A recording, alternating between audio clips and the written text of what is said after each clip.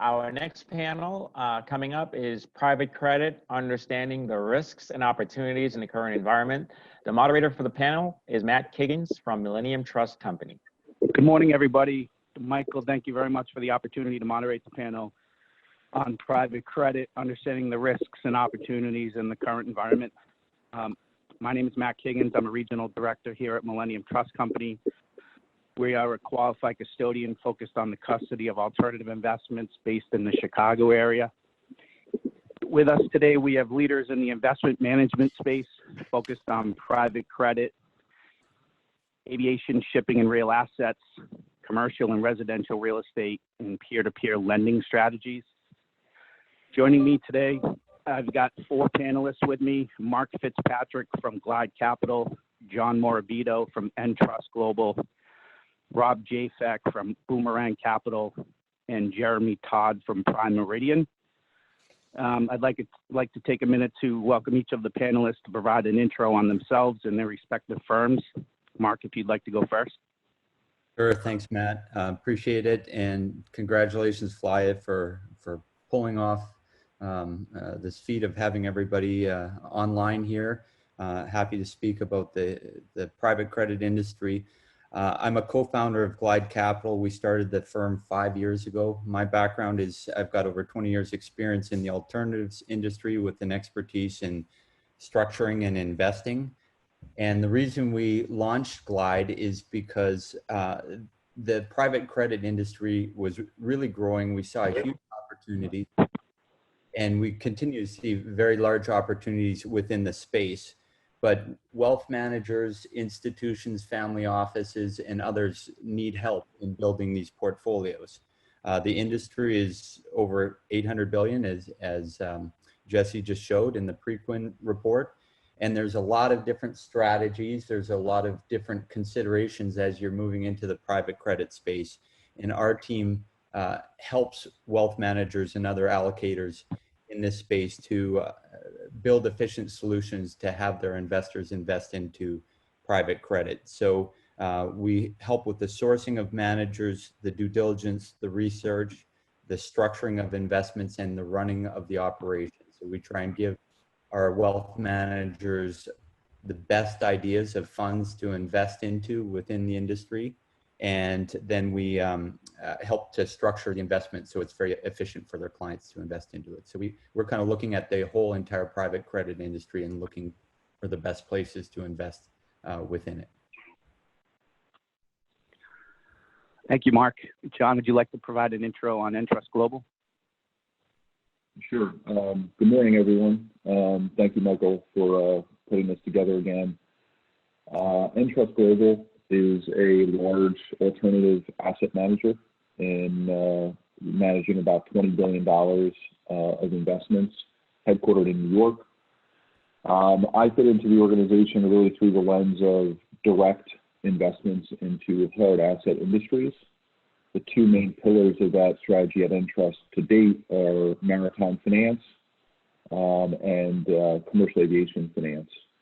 Our purview always has been to position ourselves as a flexible relative value investor, and there couldn't be a more opportune time to leverage our backgrounds in terms of things we've done in the past, including 9/11, including the global financial crisis, than how Corona is impacting commercial aviation. And I'll talk more about that during the discussion.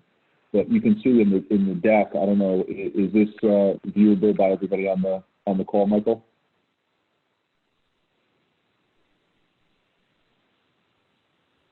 Comment, John? Is the deck viewable by everyone on the call?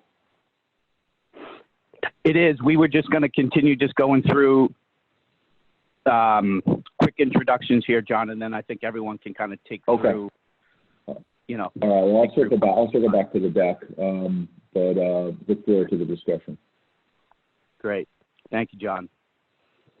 Rob, would you like to provide an intro on Boomerang Capital? Yeah, that would be great. So we are a hard money lender. We focus on single family residential. We've been around about 10 years. We've originated about over $400 million. And we run a portfolio, a restructured portfolio. Excellent. Thank you, Rob. Jeremy, quick intro on yourself and Prime Meridian. Sure. Thanks, Matt. And thanks, Michael, for organizing today's event as well. So Prime Meridian is one of the first firms established to offer professionally managed dedicated funds within the marketplace lending and private credit asset class.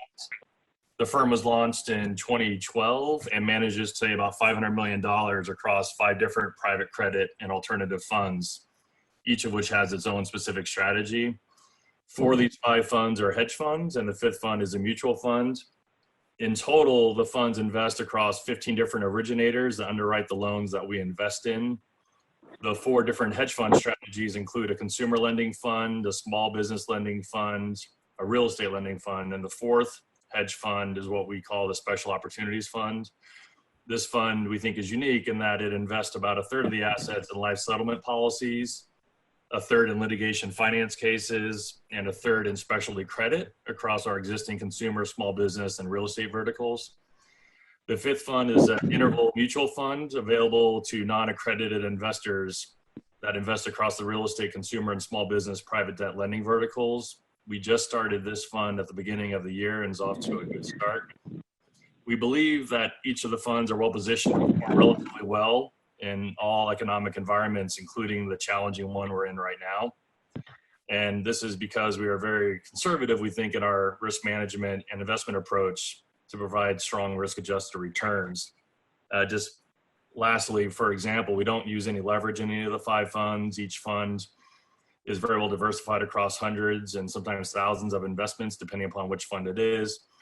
And we've always been very focused not just on portfolio risk management, but also the counterparty risk management, only investing in originators that we deem to be strong counterparties, which is obviously critically important in this market environment.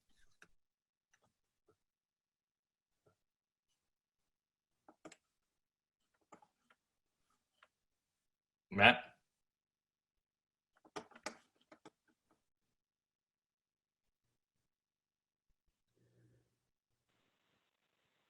Can you hear me okay?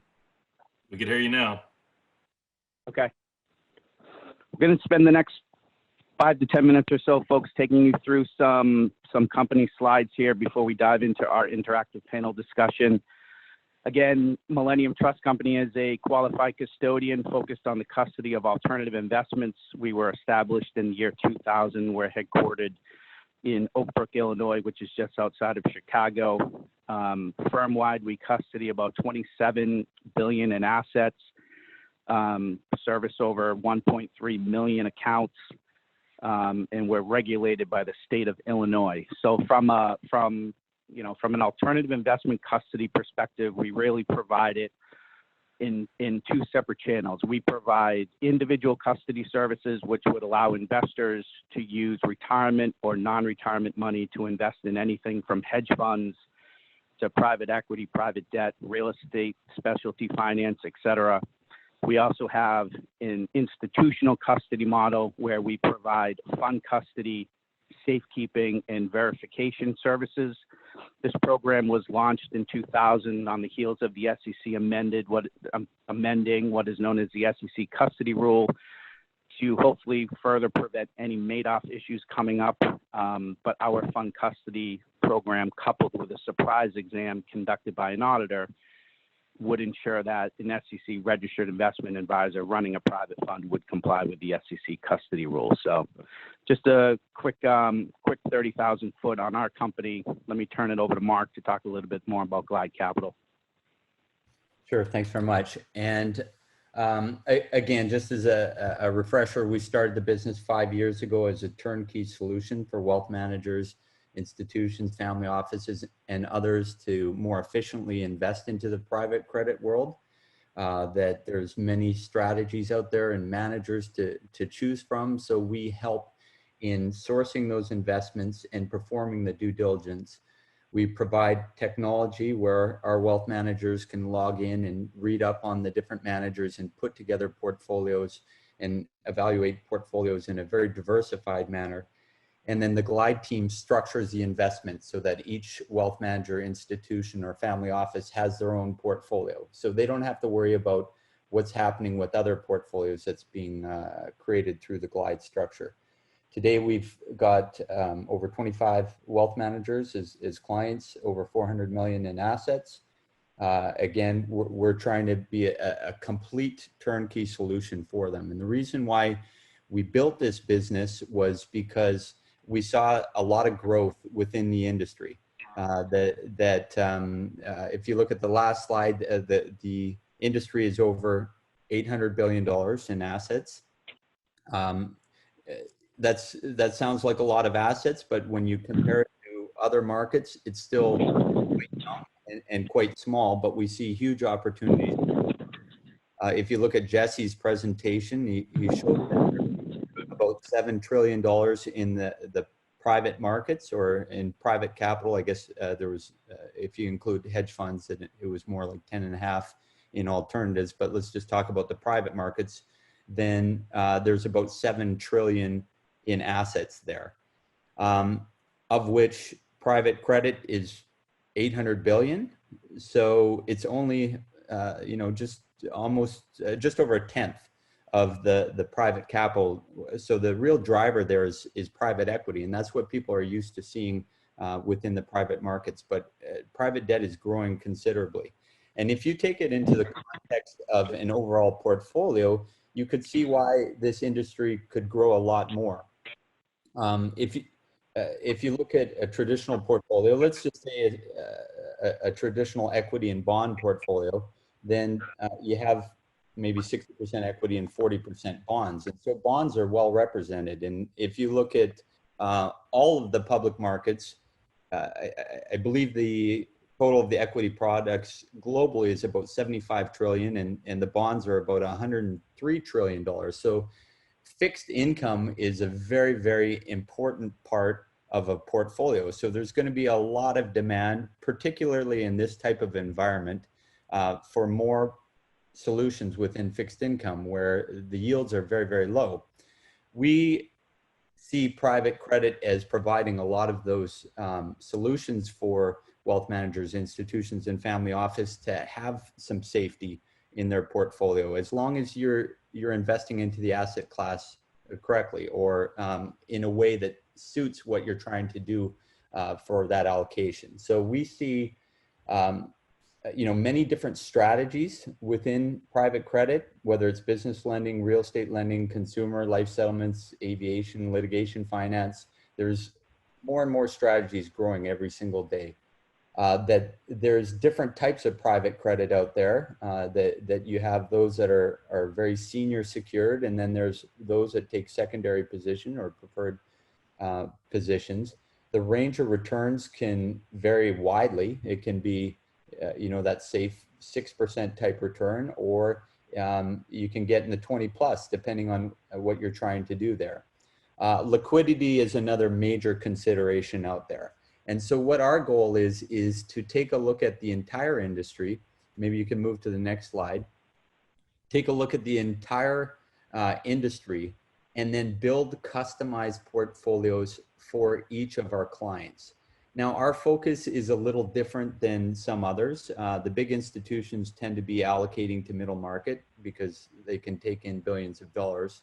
What we're trying to do is find the best of the niche managers. There's over 1,600 fund managers in the private credit industry. So far, Glide has spoken to over 500 of those managers and performed different level of due diligence. We've got 20 funds that are approved, and then each of our clients are able to work with us to custom build a portfolio for their clients. What are we looking for? We're looking for really experienced teams that understand the asset that they're lending against.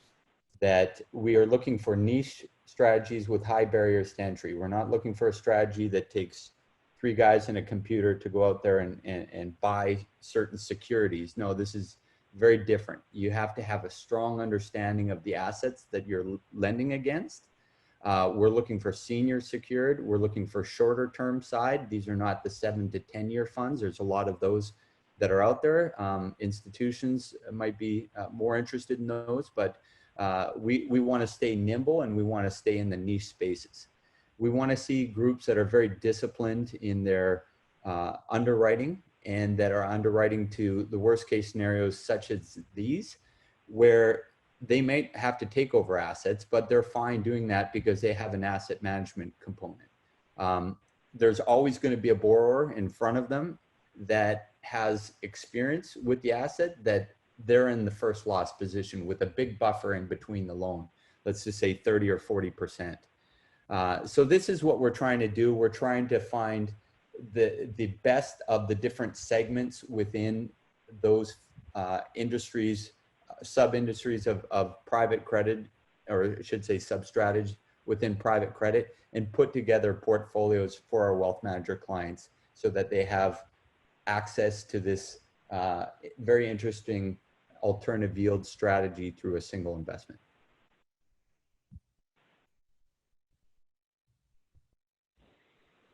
Thank you, Mark.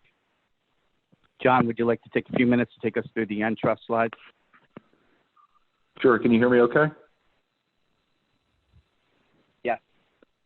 Okay, great. So obviously the aviation industry is right in the middle of the impact of the coronavirus. And, you know, what we think is happening and will continue to happen is essentially an industry reset. So airlines generally around the world are not positioned to be able to weather prolonged periods of revenue disruption, which is obviously correlated to the amount of people traveling. And what that is going to result in is a much smaller airline industry on the other side of this. And you're starting to see that with airlines that are in the positions where they're going to receive government support. The U.S. government, as an example, has already moved to provide support to a number of the major airlines in our country, and you're starting to see that in other countries as well. Now, from our standpoint, as I had mentioned, as a relative value investor, we look through the capital structure of commercial aviation. This includes secondary market instruments that trade. It includes originating deals through our primary channels, which could be a loan or could be an acquisition of an aircraft subject to lease. And the reality is that what has really pivoted in our strategy is that we're focused on really two things. One is, for a single obligor, for a single airline, does it meet the criteria of being an airline that we think is going to make it going forward? And the second would be, is it a structure that we feel has enough diversity that, in light of the severe assumptions that we've been applying to the future, at least in the near to medium term, is it a structure that the tranche or the position that we're taking is going to be okay? And you can see, you know, with some historical references, like on the slide in front of you, the middle top chart is a cumulative recovery chart for aircraft-backed bonds over a 15-year period where you had airlines default and either go through a bankruptcy restructuring or a complete liquidation. So while I believe coronavirus is going to be a deeper, more prolonged dislocation than we've had in 9/11 or the global financial crisis as comparisons, I do think for investors that are making the right investments, there is going to be a very attractive opportunity to invest. Just to give you a general proxy, even for the higher quality instruments and names out there, they're trading at about 4 to 5 times what they were 4 months ago. Now, from an investor portfolio standpoint, you know, my view is that hard asset lending is a better outcome over time than some of the competing fixed income strategies. So corporate direct lending, leveraged lending, you know, the whole world of Cov Light, I think they're going to be in difficult positions where the outcomes are much more binary. And I've always made this point even pre-coronavirus. You can go to the next slide.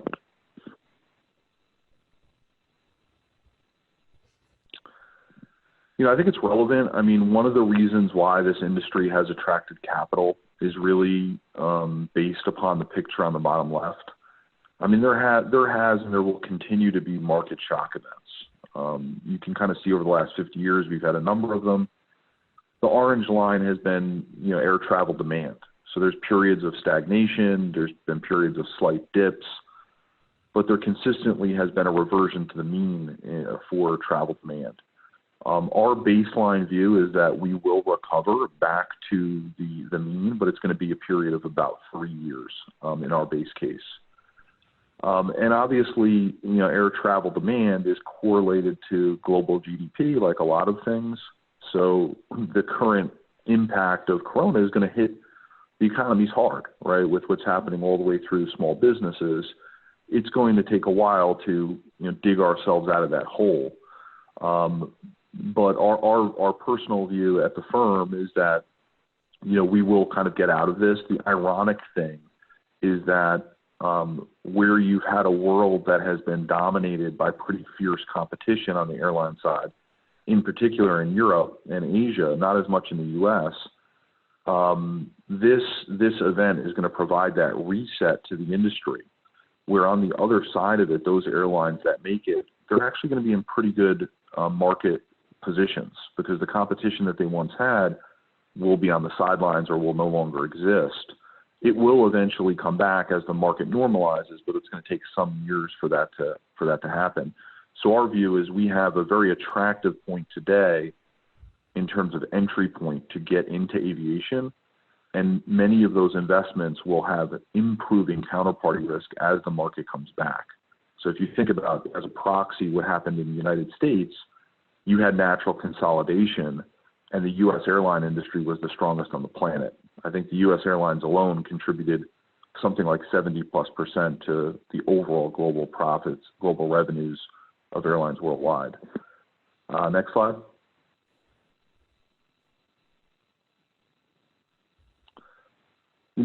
People ask about volatility. The reality is this is a world that on the supply side, you really only have two manufacturers, Airbus and Boeing. Boeing's obviously had a long period of difficulty with the MAX even before Corona manifested. And both manufacturers had, for a period of time with this crisis, actually paused production, which has been unprecedented. But normally one of the main drivers to volatility of aircraft values is supply and demand. So we're entering a period where travel demand is virtually zero right now. It's going to be depressed for some period of time. And there's various things on the supply side that are happening to try and mitigate the supply of aircraft. One is the manufacturers reducing the production of aircraft. The second is that airlines and leasing companies have actually canceled orders, even in the near term. That rarely ever happens. Third, you're going to see a wave of aircraft retired, which err on the side of older, out of production aircraft. But just to put it in perspective, following 9/11, you had about 13 to 15% volatility in asset values. This time around, it's going to be more than that, but that's a proxy. Next slide. So we have a team of experienced professionals, and each of us have invested through these types of events before. Our focus really over the next, I would say, 90 days is going to be skewed towards secondary market instruments, which we find very compelling. There's two reasons for that. One is that the secondary market tends to reprice faster than the primary market. And the second is that in a fluid, dynamic market, you can size positions easier than making a binary loan at one point in time, or acquiring a number of airplanes. Our fundamental two theses were that in our fund were that there was going to be a mass disruption on traditional banks based upon asset aversion at the banks, the implementation of Basel IV, and that we had, through our proprietary channels, many different ways to accumulate interesting risk reward in aircraft operating leases. Both of those investment ideas are now magnified in my mind by a factor of 10 in terms of the opportunity set. So we have not yet made an investment. While I've been in Intrust, we just really have launched our fund recently. So we're in a bit of an advantageous position, I would say, in that we don't have to worry about restructuring the portfolio, looking at deals that we did in the past that may be underwater. 100% of our focus is really on adding new investments. I think that's it. Next slide. Yeah, happy to elaborate on any questions that folks might have, but that's it for the presentation. Thank you, John. I appreciate that. Rob, would you like to give a quick overview on Boomerang Capital, please? Absolutely. The next slide looks like me. So we do hard money lending. Hard money lending is lending against an asset rather than banks lending against a cash flow. Kind of an important distinction because banks really can't do this. Banks have to lend on cash flow, otherwise it's pretty bad for their capital adequacy ratios. So, and the other important thing to think is remember is these are business purpose loans. So to get a business purpose loan through at a bank, you're going to be 60 to 90 days. These are 6-month projects. The majority of these projects are, kind of 6 months and stuff. So, so they're just not fast enough. The other important piece of that is we're business purpose loans. So we're not subject to some of those mandated mortgage modifications and those sorts of things. And really, as you look at this, this is really what the majority of the projects that we're seeing at this point is the value added. It's updated not only aesthetics, but also performance, getting your installation up to speed, getting your performance, your performance up, all that sort of stuff. And really, you can't, why not just go with new builds? These are close in. These are homes that are very desirable.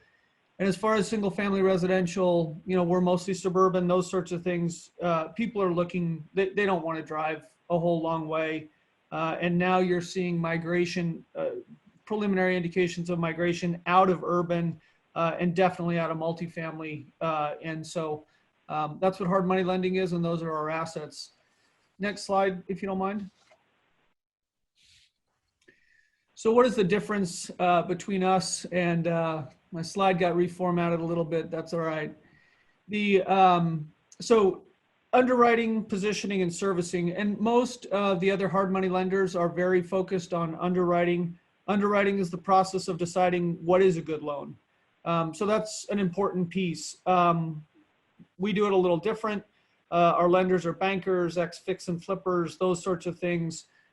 So we are a relationship-based. About 70% of our loans come from current borrowers or past borrowers, and we're not just buying stuff off the street or off the internet or those sorts of things. We see about in as far as our competitors go that are generally just worried about underwriting. That's P2P. P2P is having a significantly difficult problem at this point, as is contingent financing. We think about 1/3 of the capacity is coming out of the market, which gives us an opportunity. Secondaries is also having a problem. So as far as positioning, so a couple things that we do different. We think about it as being a portfolio, not just a series of loans. If you're just broking into somebody else, you have misalignment of incentives. We don't want that. We actually hold the portfolio. The majority of that portfolio is in Arizona, Texas, Colorado, but we're in about 24 states. Average size is about $211,000. 80% of our loans are light rehab, so either a cosmetic flip or just a bridge. And then we can look at it all sorts of other ways. We line up our maturities like you would ladder a muni or any of those sorts of things, just so it's all kind of consistent. But we worry about the positioning of the portfolio. And then another huge difference with us and some of the others, we actually do our own servicing. There's a couple reasons we do that, but the biggest reason there is so that we're talking to our borrowers. Things will change over time. It's not just underwriting at one point in time when everything's rosy. It's also understanding, what the problems are and just talking to people on a regular basis. We do that. We keep in touch, and it's been a huge thing for us. all the servicers, a lot of other people just buy loans and then even if they initiate their own loans, they have somebody else service. That puts a layer between you and your borrower that we think is unnecessary. Since the little bit of the down last quarter, in fourth quarter, we added one servicer, and we've added 2.5 since, just to continue to make to continue to put resources there. As far as what this all means, next slide. So the orange line is our performance. The blue line is the S&P. Do I know if the S&P is the right asset to compare ourselves against? I don't really know. We're more of a debt instrument, but it seems that everybody asks us. The reason that you would go with us, rather than, our portfolio is always allocated. We do the paperwork. You get the REIT blocker. You get the tax advantages of the REIT. We have a number of, I'm aware that, there's family offices and high net worths on this that do this on their own. That's great. We have a number of investors in our fund at this point that are or we're doing it on their own, and now they want to take advantage of us doing it. As far as the outlook for what's going on, we see a long-term decrease in prices of single-family residential in the neighborhood of about 10%. Wild card is obviously jobs there. We do not believe we are insulated. Someone before said that, real estate was insulated. We do not believe we're insulated. We just think we are just at the end of the panic phase. We are moving into the grind phase. A lot of these assets are going to end up, not our assets, but other assets are going to end up with the banks and those sorts of things. The banks will seek to get rid of those, and that will create that downward pressure in prices. Matt, back to you. Thank you, Rob. Thank you, Rob. Great. Jeremy, would you like to spend a couple minutes on Prime Meridian? Yeah, thanks. I'll keep mine short, just in the interest of time. As I alluded to in my overview, you could go to the next slide, please. By offering different funds with the private and alternative credit asset class, investors have the option to invest in different strategies that best meet their investment objectives. Several of our clients invest us not in one fund, but multiple funds to get exposure to different verticals within private credit. I will use our real estate lending fund just as a good example of how we manage the various portfolios. The real estate fund has about 500 loans in the portfolio and invests about a third of the assets equally across 3 different property types, which are single family residential, multifamily residential, and commercial properties. It is very well diversified across geographic location as well. So for example, about 40% of the assets are invested in the Northeast and about 20% each in the West, Midwest, and Southeast. All these are first lien loans. We don't invest in second lien mezz or equity. The average LTV is about 65%, and the maximum on any one loan is 75%. Of the residential loans, we only invest in loans that the borrower provides a personal guarantee in. And as I mentioned earlier, we also don't use any leverage in the portfolio and only invest in a very small percentage of the portfolio in construction loans. This is very conservative portfolio construction and a risk management approach, we believe, that makes sense strategically to position the fund well for this type of challenging economic environment. And we've managed the real estate fund the same way since the fund was launched 4 years ago. And so it now has exactly a 4-year track record. It has returned an average performance each year of around 8% with very consistent monthly returns and no down months. You go to the next slide.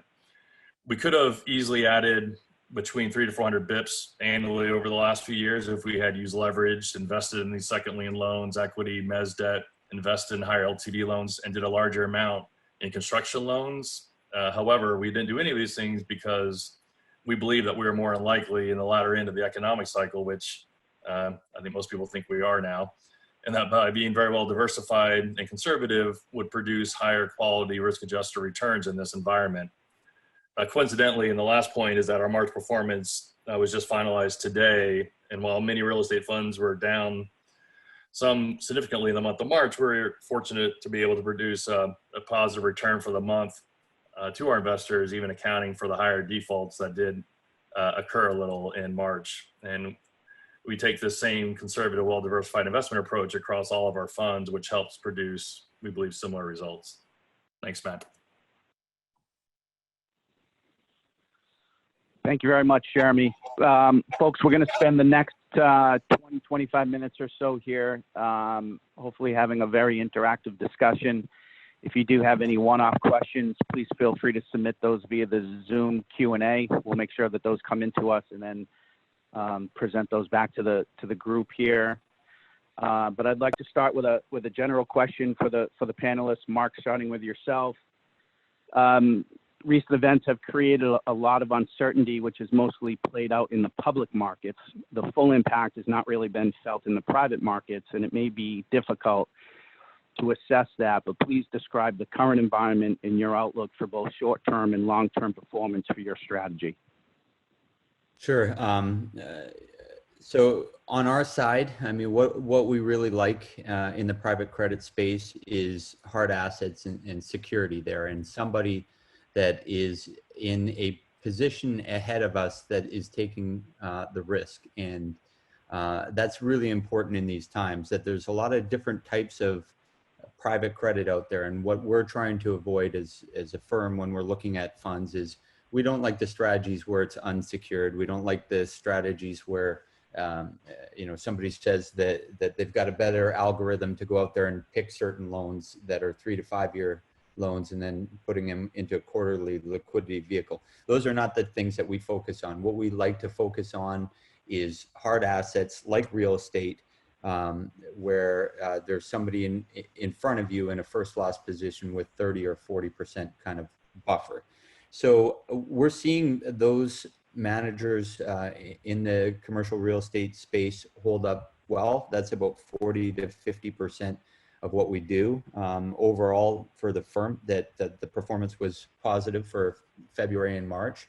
But like you said, we know that things happen quicker in the public markets than they do in the private. And the public markets price in uncertainty very, very quickly. And that there's a lot of other drivers out there, all these ETFs and other hedge funds and groups that are selling short. It can be very, very violent what happens in the public markets, even though we all understand the advantages of being invested into liquid markets. Sometimes being in the private markets forces patience, and that can be a good thing. That said, we're worried about what could happen in these different strategies.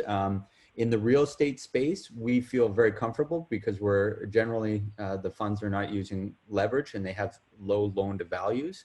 So, basic transaction would be that a developer wants to buy a property and the assets cost $10 million and they want to repurpose the asset. Maybe the asset should cost $15 million in the comparables, but they need to renovate the property and put $2 million into it so that they can sell it for the $15 million. That the borrower will come and put down $3 to $4 million on that $10 million property and ask to borrow the remaining $6 to $7 million. And the loans might be a year long, and typically prior crisis that it might be LIBOR plus 700 to 800 basis points. And they're short-term loans that are very well collateralized. So what would have to happen in these markets would be that the real estate would have to go down by 30, 40% before you're in any sort of loss position.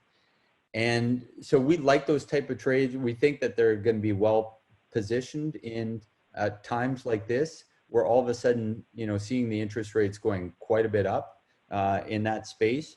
But we're mostly focused on making sure that you've got a really strong asset there that's securing your loan. And we're not seeing big movements yet in the private markets in these types of assets. And this is a different type of crisis than what we had in 2008, 2009. So, in the short term, the performance has stayed consistent. We do about 20, 30% in life settlements. We do 10 to 20% business lending, and we have just a little bit of aviation, like John's type strategy, less than 5% as a firm. And overall, we're still maintaining positive performance, and we think we're going to be able to do it over the next the coming quarters, but we're very, very closely monitoring all our exposures and making sure that there's not leverage and that the cash is being maintained by the fund, and that they're well positioned to take over the assets if necessary. Thank you, Mark. I appreciate that. John, anything to add from your side on short-term, long-term performance? Yeah, I'll be very brief. I mean, basically, there's different gradations of liquidity in the public market. So I kind of differentiated between secondary and primary. And in the secondary market, you have different types of securities that trade that are interesting, but these are not very much on the run like the public equity markets, as an example. But the primary, what we ask ourselves is, what are the structural changes that are going to occur in the aviation industry, and what's the opportunity? And I'll just leave it with, there's going to be significant opportunities to provide liquidity in different ways in the coming years, and in my view, earn attractive risk-weighted returns. And it'll always be relative value. It'll always, in my mind, for us, move around from secondaries to primaries. But short-term opportunities, I think, are more skewed to secondary, and then longer term will kind of flow back over to primary originations. Great. This is Jeremy. I'll just add, Thank you, briefly. We believe as well. I mean, obviously, the short-term outlook is going to be challenging. Expect a little lower monthly returns over the next few months, but are certainly confident in producing strong relative risk-adjusted returns during this time period too, which I think our March numbers have shown that thus far. Our Special Opportunities Fund was the fund we created a couple of years ago, which we created, frankly, to try to perform quite well in this type of challenging economic environment, to also provide strong uncorrelated returns. As Mark kind of alluded to, we do life settlements, which we think has and will continue to perform well within this market environment. The fund, as I briefly mentioned, is about a third life settlements, a third litigation finance, and a third specialty credit. And there are empirical studies that show during times of recession that those strategies perform quite well. And we do expect with the current performance this year and March's performance in our models that it should most likely hit the historical average of 10% this year, which and be uncorrelated to the other traditional fixed income and equity asset classes. But we do think to also maybe state the obvious that it's critically important, just with the challenges of some of these smaller lending companies, it's critically important for managers to pick the right origination platforms to make sure that they have strong balance sheets, both on the corporate side and also on the origination side, in order to last during these challenging times. Thanks, Matt. Thank you, Jeremy. I appreciate that. Folks, we have a question that came in from Sharif, which I'm going to propose to Rob here on my panel. How are you allocating to your loan loss reserve now? So it's a good question. Our, we'll talk to our accountants, our auditors, all that sort of stuff, which, we just did at year end. So we have our loan loss reserve. We've obviously been increasing it. We started increasing it in fourth quarter of last year. We increased it again this year. We are, our reserve loss ratio is 5 times our historical loss ratio. It's actually a little bit more than that. So we're looking for a downturn. We're still adding to our loan loss reserve because, again, we kind of think that we're not insulated and we're just waiting for kind of Act 2. So but that's how we handle our loss reserve, and that's about and we'll actually take it up a little bit more from even what it is. Thank you, Rob. Mark, I'm going to throw this one back to you. If you could describe the role of collateral in your strategy. What is the collateral? Where do you fit in within the capital structure? And what is the likelihood that your firm will need to operate that collateral in the coming months? And then if you are taking over collateral, how is your firm set up to do so? And what type of impact will this have on performance and liquidity? Yeah, really good questions. Collateral is imperative in these times. So again, what we do is we focus on funds. So we're always going to be diversified, but we're focused on funds that have strong collateral. at the end of the day and are able to operate it in the worst case scenario. So again, real estate type properties where you give a loan to somebody where they are in a first loss positions. Again, in the example, maybe a $10 million loan, they put in $3 to $4 million and they're borrowing 6 to 7. If they don't repay that loan, then you can take over the collateral and you get the collateral at 30 to 40% discount from where it originally was. So there's a huge buffer, and we like those types of strategies. Now, in this type of environment, we don't expect a lot of foreclosures and taking property over, and we don't necessarily want that. We want them to work with the groups, but having that collateral as a backup and being able to operate it, which is the key, is imperative in this environment. So we're always senior secured. We don't get into mezz type positions or others. We're trying to avoid leverage at all costs within the funds and always having a hard asset, which is key. Thank you, Mark. John, any comments additionally on the topic of collateral?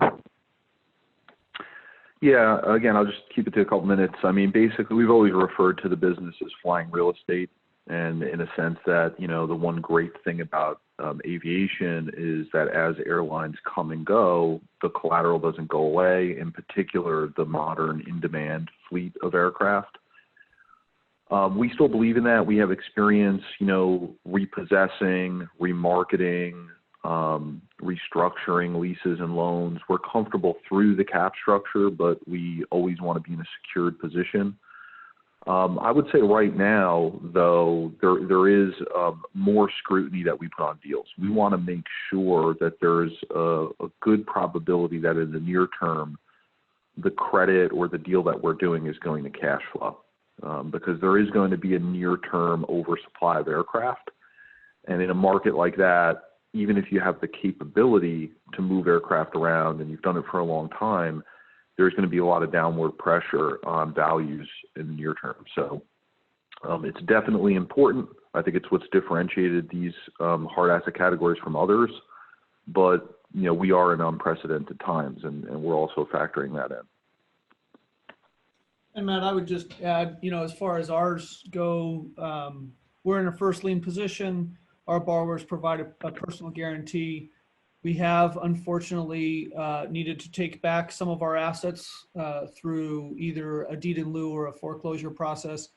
Generally, the resolution of those, you know, we've got a handful of them, but most of the time we call our wholesalers. They're you know, just as was pointed out, they're happy to take an asset at a reduced price. That leaves no loss or maybe even a slight gain to our investors. But first lien position, it's easy to get rid of, you know, at a discounted price. And our average loan size is $211,000. These are homes that move very quickly. These aren't, you know, multi-million-dollar properties or something. Makes sense, Rob. I appreciate that. Jeremy, I've got one question for you. It looks like we've got two questions that came in on the panel here. So I'm going to propose one question to Jeremy, and then we'll try to address these last two before the panel closes out. Jeremy, over the last couple of years, at least 15 to 20 dedicated managers in this space, including one high-profile one in the last couple of weeks, have shut down or are in the process of shutting down their funds. This fact could concern potential investors considering an investment into this asset class. Do you have an opinion on why so many firms and funds have closed down, and what advice do you have for investors reviewing a potential investment in this asset class?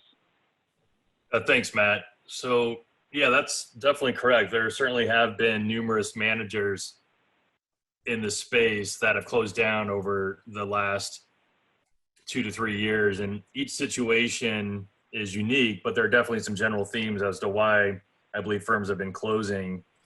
The first is that some of them either had minimal or no professional prior money management experience. Some had minimal operational infrastructure to properly manage a fund at an institutional level. And they typically only managed one fund and offered one fund to investors instead of providing a selection of funds. So with regards to the first reason, several of the private credit firms that started funds in this asset class a few years ago were started by people that had no prior experience. So they were started by people who had marketing backgrounds or finance professors. And maybe as a result of its inexperience, several of these firms did not perform proper risk management in their funds. And proper risk management, which is probably apparent in this private debt space, includes several factors such as loan analysis, portfolio construction and attribution, and performing appropriate counterparty risk management. And loan analysis is the analyzing the actual loan tapes from the originators and identifying the loans that have the best risk return characteristics. Portfolio attribution is just constructing the right mix of loans in the portfolio across all the different risk types to be well diversified. And counterparty risk management results in investing in loan origination platforms that have strong management teams, experience in underwriting the loans, and the ability to start and manage a business with the right level of funding for both the balance sheet and also loan originations, as I mentioned earlier. And many of these managers did not, frankly, do a very good job properly understanding and therefore managing these risks, which I think ultimately helped result in them closing. And secondly, many managers did not believe it was necessary to properly invest in their operational infrastructure. They believed it would be acceptable to prospective investors to not use third-party custodians such as Millennium Trust, to give you a plug, Matt. They thought it was acceptable to produce monthly valuation themselves for their own funds versus using an objective and reputable third-party valuation agent, and also believed it was fine not to use sophisticated risk management tools to properly track the risk in their portfolios. Many of the managers that closed believed it just cost too much money to build a quality institutional level of infrastructure, so they decided not to invest in it. And as a result, many investors are not willing to allocate funds to them because the investor couldn't check the due diligence box and having the comfort level that their investments were safe and sound under the fiduciary of the manager. And lastly, almost every dedicated manager in the private credit space over the last few years only offered one fund for investment across all the different verticals available, such as consumer, small business, real estate, student loans, et cetera.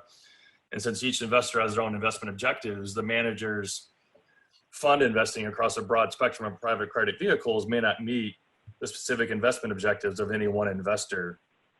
So most investors realize that certain private credit verticals will likely perform differently under various economic cycles, and therefore prefer to invest in a specific vertical to meet those objectives.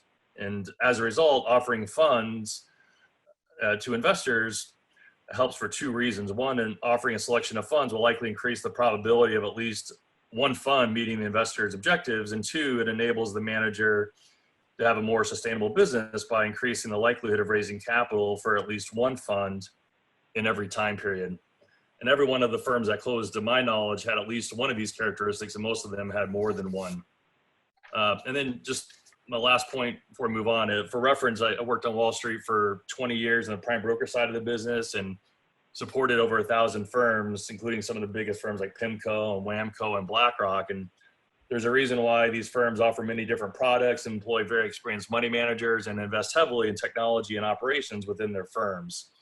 And these are the types of firms that are likely to have continued success because of these characteristics, which was, again, frankly, not the case with many managers in the private debt space that were dedicated firms that started in the last few years. And I like to think, not surprising, that Prime Meridian understands that these risks and has created a firm to address these. And the last thing is, about 5 years ago, I wrote a pretty extensive white paper for the industry highlighting the best practices investing in the private debt asset class. And I'm just about finished writing an update to this paper, which I'm happy to share with people. If anyone's interested, just have them shoot me a note. I'm happy to send it to them. Thanks, Matt. Jeremy, thank you for that. Folks, one question coming in here. This is really for anyone on the panel here, but is anyone providing either debt or equity financing to the cruise industry? Not on our side. This is Mark from Glide. Obviously, we take a look at a lot of managers within the space, and we haven't seen any funds that are specifically looking for that.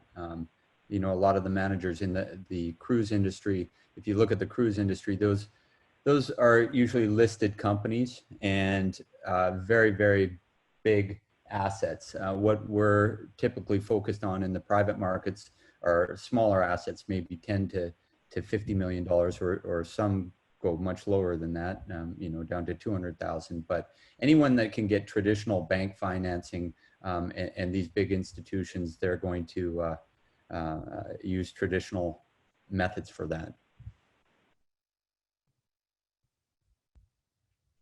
The other thing, Thank you, Mark. sorry, real quick, is we like diversified portfolios at the end of the day too. I mean, when we're talking about real estate, we're going into 5 managers with 40 properties each. In that space, you'd be very, very heavily concentrated to do a loan in the cruise industry. Thanks, Mark. Folks, we got about 5 minutes left here. We have a question that came in from Paul. For those that are focused on bridge real estate loans, will you avoid investing in certain geographical areas based on the high number of cases of COVID-19? So I can tell you from our point of view, you know, once you do mortgage versus non-mortgage states and all those sorts of things, you know, defining a high COVID state, I think, is a mistake. You've got high COVID cities and those sorts of things, but the risks have always been there. So we're looking at assets on merits, not necessarily that as we'll look at it as a factor, but it's not a significant contributing factor. Yeah, and this is Jeremy. For our real estate fund, we concur. We're already very well diversified and don't look at that specifically as a factor at this point, and frankly don't anticipate it. Hopefully we're recovering well as a country and don't need to have that be an issue at this point. Yeah, and this is Mark again. On our side, I mean, we really look at finding managers that are very experienced in taking over these assets if necessary. And what we are really focused on at this point in time is what's on the front line and what's not. Obviously, hotels would be on the front line. Office and retail is right up there as well. But a lot of our portfolio is multifamily, and that's just not going away. So we focus more on that in the collateral. And then at the end of the day, a loan is all based on the price. And what we've suddenly seen now is loans moving from LIBOR plus 700 to 800 to all of a sudden 18% loans. And instead of 70% loan to value, they're going down to 50 and 60% loan to value. So you can adjust your models, especially in this type of environment, because cash is very, very, it's king at this point in time. And those that have it, they're going to get very, very good loans going forward. But I don't think COVID is something that's, it could be priced in, and maybe you take a haircut on the loan to value in that type of situation, but you're always going to be very well collateralized. One additional question came in from the folks on the line here, looking for a macro opinion, quote unquote, liberate the economy or continue to, quote, stay at home for at least another month, which is better for our investors? We got about 2 minutes left here. Our single family residential is significantly driven by jobs. So for our strategy, I mean, I just don't think we're going to have that much volatility in single family residential, staying home or not staying home, but jobs are more important for our demand. Yeah, this is Mark. Obviously a very, very difficult question, and one that we're all contemplating is when is the right time to come back.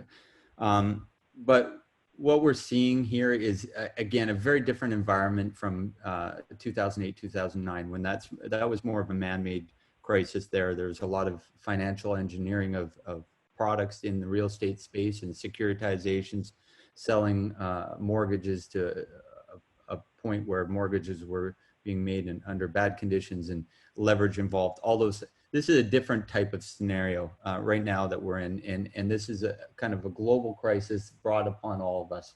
And that what we're seeing here is that the lenders are working with the borrowers to try and get through this scenario. And the longer it lasts, yes, the harder it's going to be, but everybody's kind of working with each other through it.